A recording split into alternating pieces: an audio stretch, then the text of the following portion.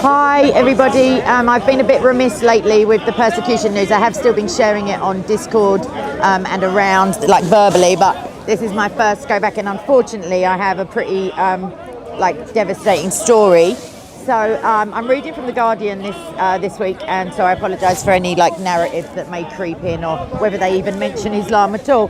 So Nigeria, hundreds of pupils are feared missing after a bandit attack on a school. So around 400 pupils are thought to be missing or kidnapped after gunmen stormed a secondary school in Kankara.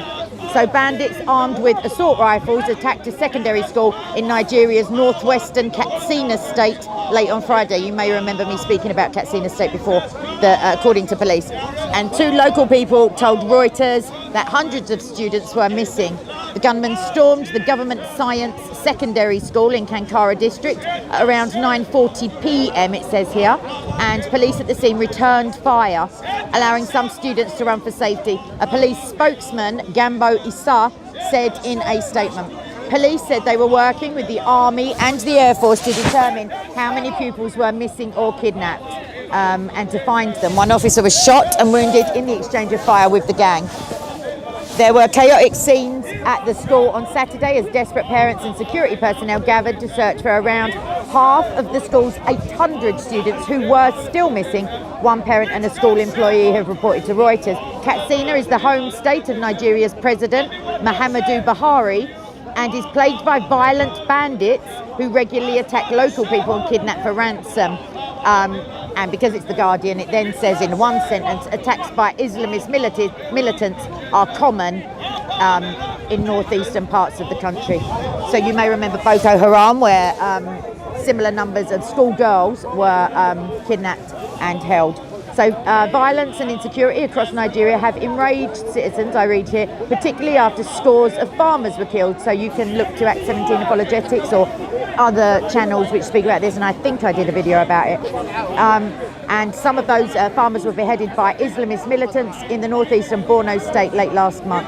Buhari, who, as we've just read, is the Nigerian president, arrived on Friday for a week in his home village, some 200 kilometres from Kankara, and was scheduled to brief the National Assembly on the security situation last week, but cancelled without official explanation. So if you recall, in previous reports that I've made about Nigeria, we've learned from persecution.org, International Christian Concern, that the government response in Nigeria is pretty pitiful.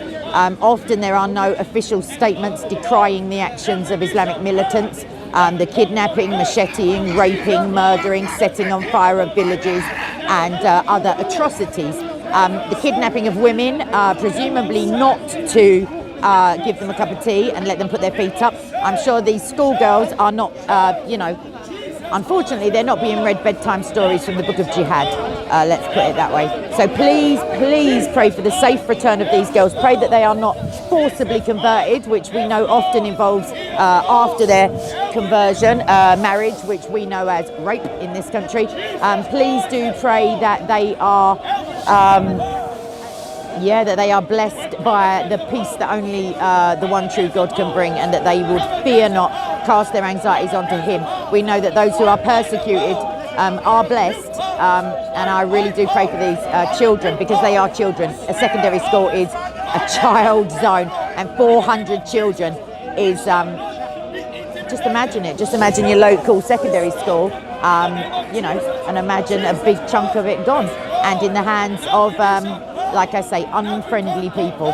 So, and to say that they're reportedly missing, they've been kidnapped, they've been taken, and they've been taken in the state, which is the home state of the Nigerian Prime Minister. So if that's not a smack in the face, then I don't know what is. But I'm going to sign off now because there's Crazy Bill approaching, and God bless you, and please do pray for persecuted Christians everywhere, and specifically Nigeria. God bless you. Bye-bye.